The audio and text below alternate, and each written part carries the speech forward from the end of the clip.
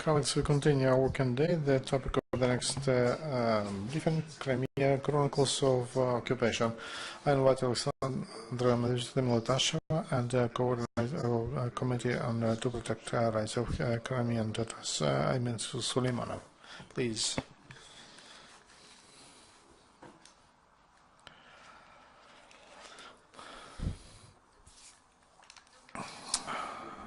Good morning, dear colleagues. Welcome to our press conference dedicated to a presentation of monitoring report to Crimea Chronicles Occupation. And this is the first report done by the Center of Civic Initiatives and Civic Initiative Euromaidan-SOS. And we have a chronology of the situation. People in occupied Crimea are facing what happened since last season until this year. So preparation of such a monitoring report in parallel may document criminal crimes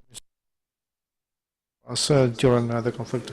Very often when we see international institutions, very often we hear from them an opinion that Crimea, of course, is annexed, but it's more or less calm there, it's just stably bad and nothing is happening.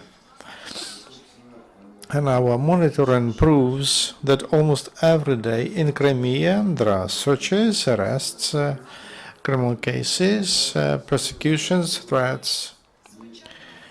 And not all of them, of course, not all of them belong to our monitoring report, but even from this you can make a conclusion that it's not so. It's not so good there.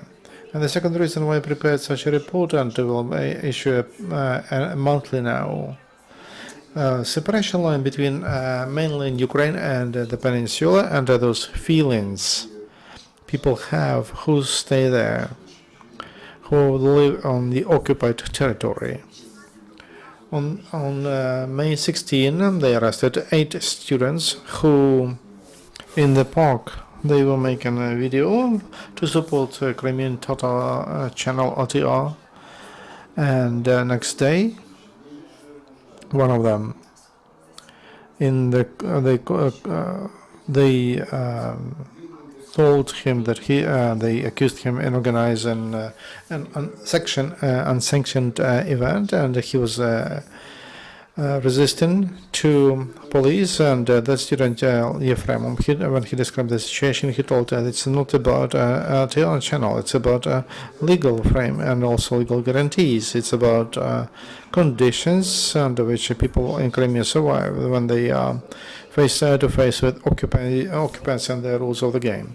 This is a report how people stayed face to face with occupants, and for us it's not just a motivation to cry, but also a motivation to act, and what we must do to support and defend those people. If to summarize and to speak numbers, it's absolutely not complete report, and we'll be thankful for additional information. So in 3 months, there was at least 94 interviews, 22 searches, 78 arrests, and 13 criminal cases, and as a result of which there were 11 fines for 11 people. 4 people were sent to correctional work, and there were 2 sentences on European cases. Also, there were 3 cases of tortures and beating. And bodies that are involved in the system of persecution, there is a prosecution, police, court, special services, and all of them cooperate, and they are interlinked and with a parallel criminal group, Crimean self-defense. And they use illegal tools for repressions like searches and interviews, arrests and detainments, and fabricated criminal and administrative cases, and also illegal like tortures, threats, beatings, etc.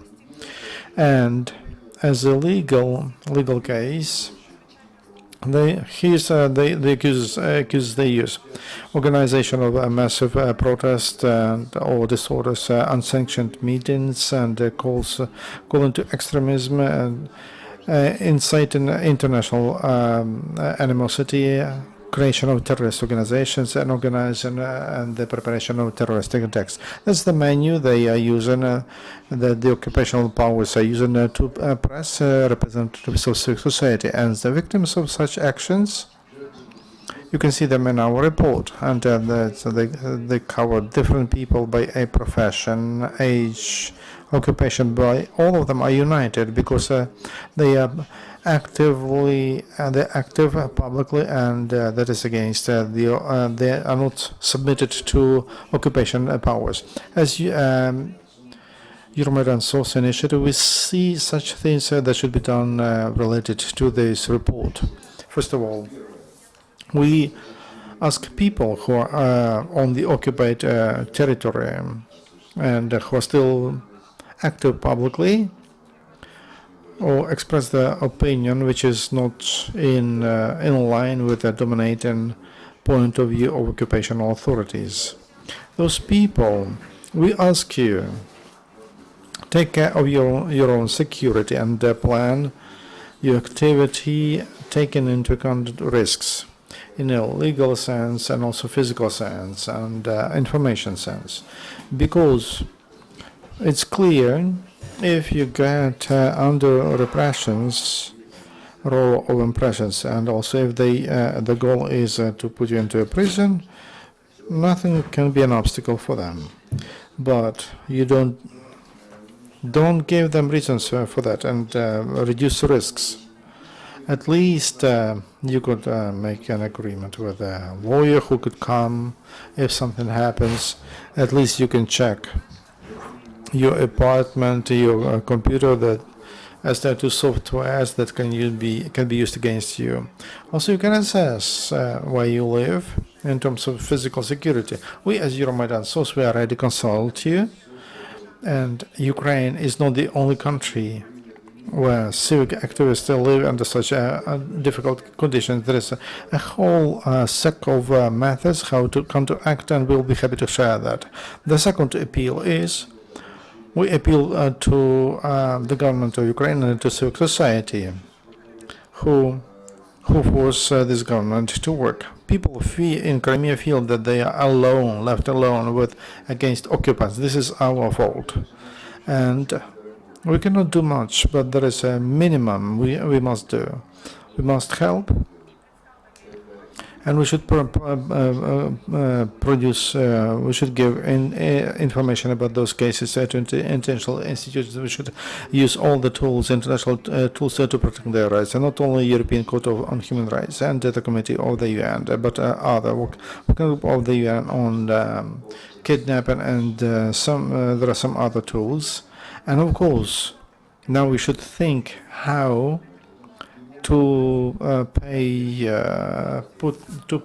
lawyers who have a Russian license on the peninsula, because lawyers who are there, they are afraid and they refuse to defend people.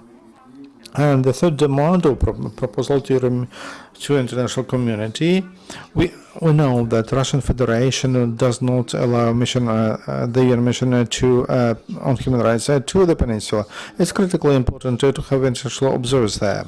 And understanding all of this, we call governments of other countries who believe that they are democratic, and they announce that human rights for them are of the highest value to be creative. Don't just say nothing can work. If the mission is not allowed, send your own international observers with concrete mandate to study the situation on human rights on that territory. That's presence of those people who have such a task could cool down some violations they commit every day on the peninsula.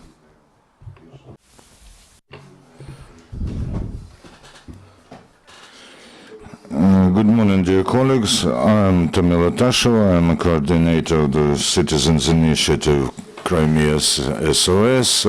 Most of you know us and you work with us constantly.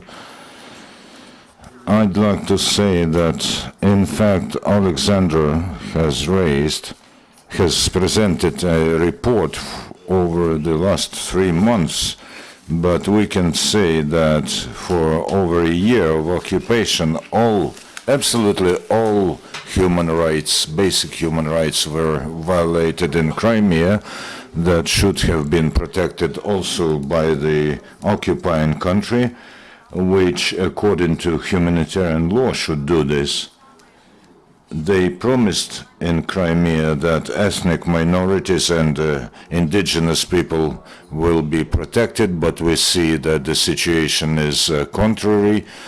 We heard promises that the standard level of life will be raised, but we haven't seen this.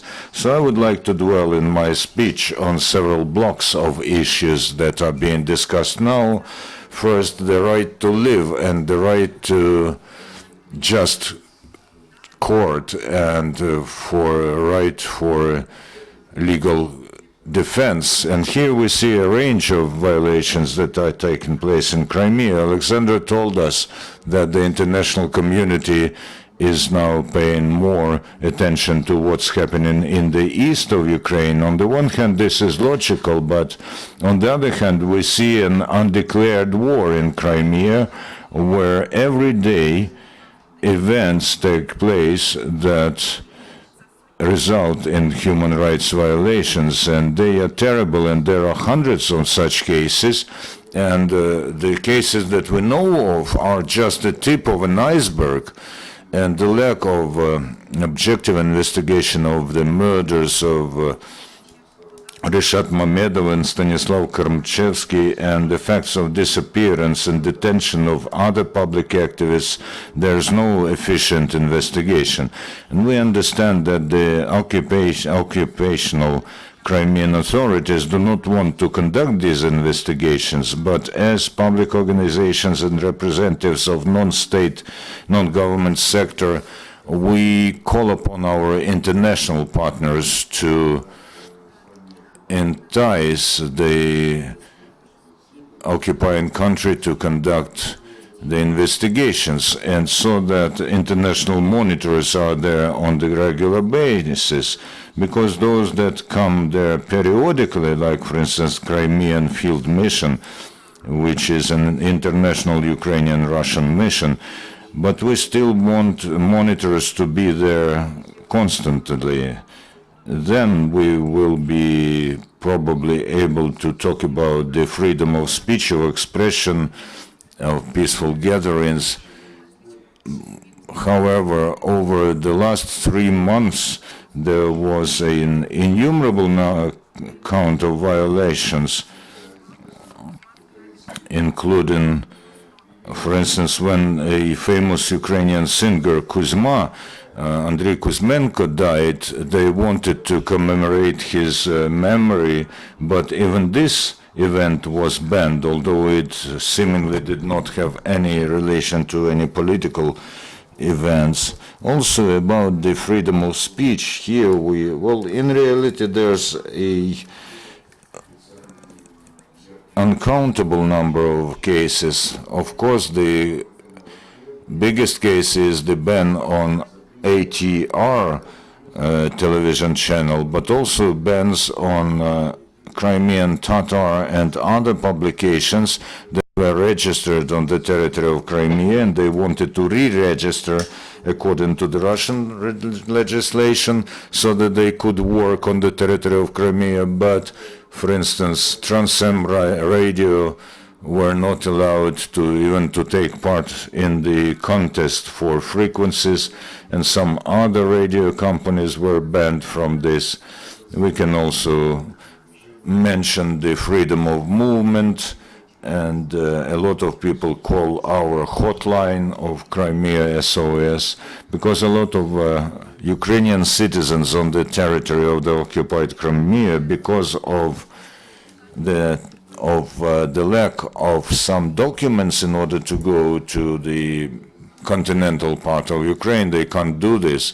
For instance, this morning a woman wrote to me who told me about her daughter who is a student of a special educational establishment. She wants to go to the continental part of Ukraine, and they cannot get her from here. And this is a huge problem about kids who are in children's institutions in Crimea.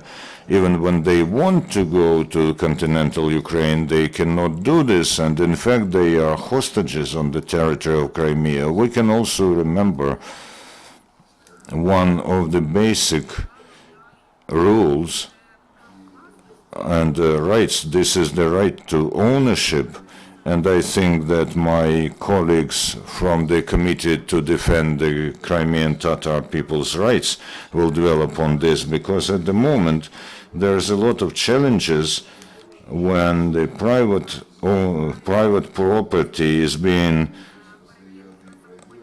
confiscated from Crimean Tatars and businessmen, and there are illegal inspections at their enterprises, and many state enterprises were confiscated.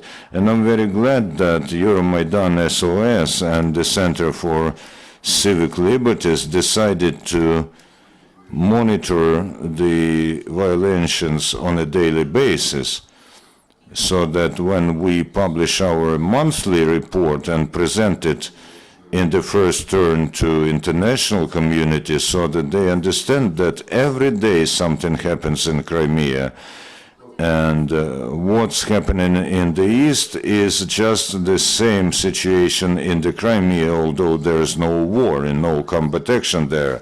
From myself, I can say that we have launched an information resource, Crimea.info, which has an aim to help Ukrainian and Western journalists so that they may be able to publish as much information about what's happening in Crimea as possible. We are ready to offer Ukrainian and Western media every support, maximum support, and people whose rights are being violated write to us all the time, and we will be passing this information to our Ukrainian and Western colleagues. Good morning. I'm Suleymanov Matviychuk, one of the coordinators of the Committee to Defend the Rights of Crimean Tatars. I see here one more coordinator of the Committee to Defend the Rights of Crimean Tatars, Iskander Borisov, and I will invite him. He is also a member of Crimean Tatars. It's strange to hear that in Donbass there is a war and there is no war in Crimea. That's why nothing awful is happening there. Unfortunately, it's not so. And no, it's completely not. So yes, there is the war in Donbass, but in Donbass and Lugansk, you know your enemies, you know against whom you fight and how to fight. In Crimea, unfortunately, you know that there are a lot of enemies around, and you know what to say and what, because the neighbor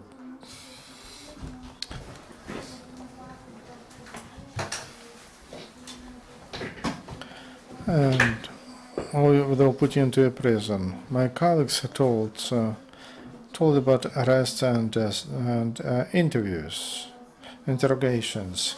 There are more of them they named. Today, it's a lot of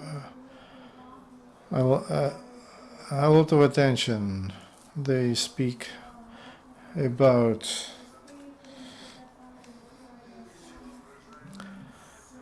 from Urozhaine, Soviet. They told him to give evidence on someone else and they would let you go. So from everyone who gets into their hands, and they would like to make a betrayer. They would like to make an obedient servant to Russian Federation, someone who doesn't have will and who doesn't have his opinion. Fortunately, he didn't do that, and they keep him until June 15 this year. During the last time, we see during the recent events, and on May 17, more than 60 people were arrested because they had sort of a rally dedicated to deportation of Russian Tatars when Russian powers during all these years prohibited to Crimean Tatars to have this celebration. They allowed Armenians to do that. I don't mind, and I support. That's correct. But Crimean Tatars, who has not, who don't take occupation of recognize Russian authorities and occupation of Crimea, they don't allow that to do. Because when you come to the meeting together with Crimean Tatars flags, they could also bring Ukrainian flags. Before that, on the 16th, there was supposed to be people were going to the mountain Cherdak, and again in the morning. The first thing, FSB came and checked just to show that it's not something they wished, because Crimean Tatars, when they came on the mountain Cherdak together with the Crimean Tatars flag, they put also Ukrainian flag. Absurdity of behavior of Russian government we see even on those issues, how they celebrate the day of commemorate the day of Shevchenko.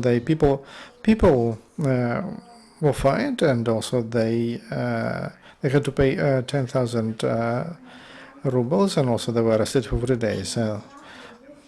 Next day, 8 after. And the last moment, the day of embroidered folk shirts, when people decided to have a flash mob to take a picture in Crimea, in Armyansk, then in their shirts, folk shirts, and they were arrested together with the journalists who were there, as if somebody warned them that they had an explosive device in their car, and they brought them to the court. FSB, police, they interviewed them. They took their fingerprints, and when they understood that people stand for their own issue, they warned them.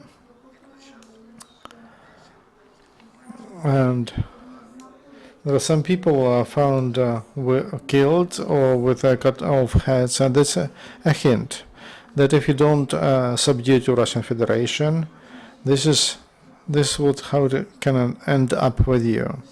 That's why to live in Crimea it's very difficult to do that now. But we can speak about these things for hours, and we can give names, and we can mention how many people were arrested, how many courts, proceedings were, etc. cases fabricated. But we have to understand one thing: that there is no legislation, no organization in Crimean in order to defend the rights of the people. So legal disorder comes to such a marasm that there was a decision of Crimean authorities that tickets for buses will be, you need to show your passport in order to move from Simferopol to Kerch-Belogorsk. When you buy a ticket for a bus, not for a train, for a plane, but for a bus, you are obliged to show your Russian passport. If you don't have a Russian passport, then you will show the passport of a different country. What's this? It's just a formality, but seems like a formality, but it means that you are obliged to get a Russian passport. If you don't have it and you consider yourself a citizen of Ukraine according to the law, and you are longer than 90 days in Crimea, they will just deport you.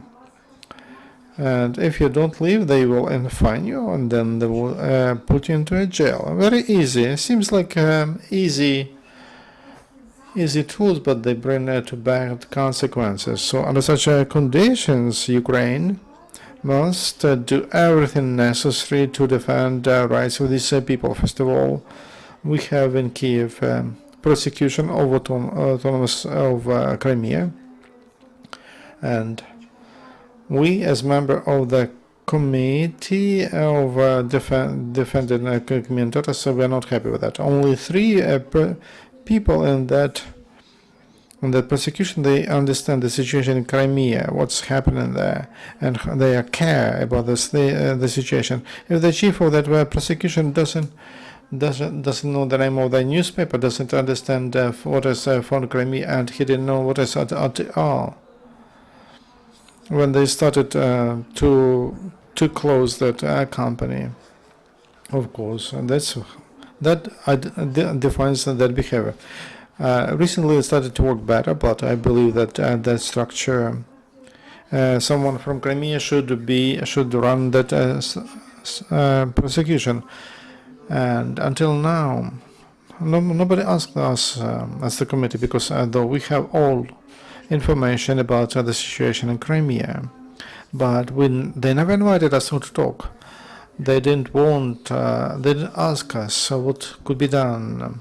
Unfortunately, though many times we told them during the meetings where there were representatives of the prosecution and representatives of other structures of governmental agencies. So a request to Ukraine I have, and also to all agencies, that if we don't do that work together, then those people who live in Crimea, it will be even more difficult for them than it is now. And to live under occupation year after year without support, it's very difficult. Thank you for your understanding. Good morning, dear friends, dear journalists. I'll be brief, as my colleagues have told you a lot already, but I just want to show you the dynamics and the trend of the repression machine that works in Russian repression machine that works in Crimea now. What we have noted, there was a very good open report and there were numbers quoted, but I'd like to show you the trends.